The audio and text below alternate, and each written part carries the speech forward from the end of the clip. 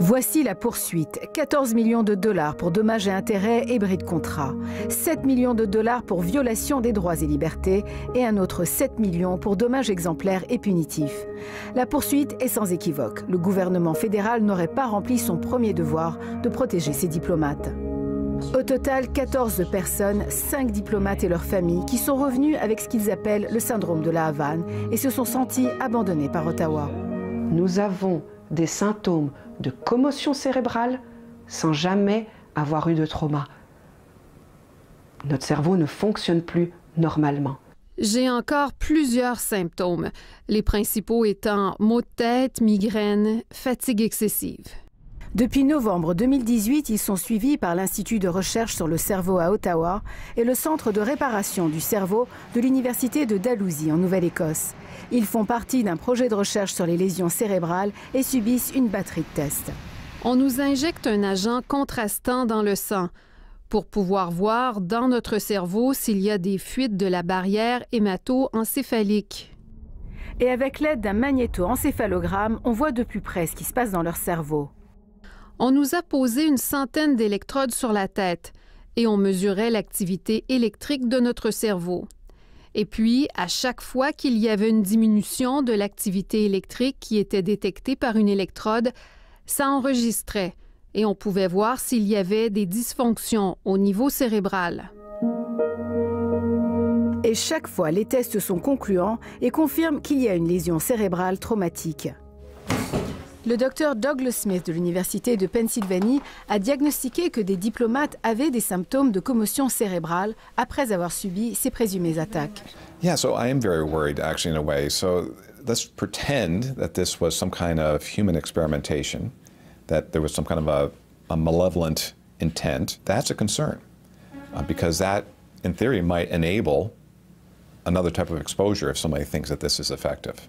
Les diplomates aujourd'hui pris en charge par Ottawa reprochent au gouvernement d'avoir attendu 13 mois avant de s'occuper d'eux. On a par tous les moyens tenté de faire reconnaître à notre gouvernement que notre situation était bien réelle et n'était pas d'origine psychologique. Il y a eu des erreurs. On estime que nos besoins, notre santé, n'ont pas toujours été la priorité. Pourquoi? Pourquoi on n'a pas eu accès aux vrais soins spécialisés nécessaires? Ce n'est pas le résultat du hasard, c'est le résultat de décisions.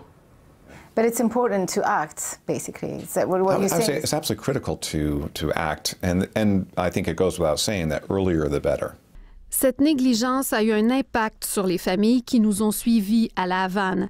On a continué à envoyer des familles avec des enfants, alors que nous, on levait le drapeau rouge en disant « Attention, on est malade, puis c'est pas normal ». Aujourd'hui, ils sont représentés par l'avocat John Phillips, le même qui a représenté Omar Khadr. What we're looking to be compensated for is the long-term damage that's been done to the diplomats and their families. It's brain injuries and it's long-term and has a significant effect. C'est en septembre 2017 que l'affaire cubaine éclate au grand jour à Washington. 24 diplomates américains sont évacués d'urgence de la Havane. On parle alors d'une attaque acoustique qui aurait ciblé des diplomates américains. Ils se plaignent de maux de tête, de nausées, de perte d'équilibre. Mais cette mystérieuse attaque serait aussi survenue dans les résidences diplomatiques canadiennes au printemps 2017. When the US was withdrawing its diplomats, Canada knew there was a problem and we didn't pull our people out or give them sufficient information to make informed decisions whether they were going to stay or not. That's the problem. Et selon cette diplomate, la volonté n'était tout simplement pas là. Quand il y a une priorité, une décision de haut niveau politique, ça bouge vite et il y a des ressources de débloquer. La GRC enquête depuis le début pour connaître la cause de ces syndromes, mais le mystère demeure entier.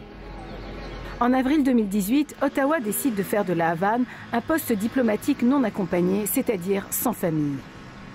Et en janvier 2019, Ottawa confirme qu'un 14e diplomate est rapatrié d'urgence car il souffre des mêmes symptômes de commotion.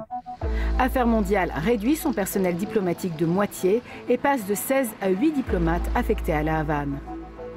La santé des diplomates est une priorité, dit le gouvernement, tout en réitérant de bonnes relations avec Cuba. The Cubans continue to deny that anything has really taken place. We're not being told fully what's gone on the diplomatic side between Canada, the US and Cuba. It's the lack of transparency that's part of the problem here for my clients and for us. J'aimerais qu'on puisse faire toute la lumière sur les processus de décision interne qui ont mené à l'inaction du gouvernement pendant une longue période dans ce dossier. Ma fille rentre avec des symptômes. Lorsqu'elle revient avec des maux de tête, des pertes d'équilibre, je n'ai personne à qui appeler pour avoir des réponses, pour noter, pour étudier ou pour comprendre. Personne. Pour la plupart, le poste de la Havane était une affectation de rêve qui s'est terminée en véritable cauchemar.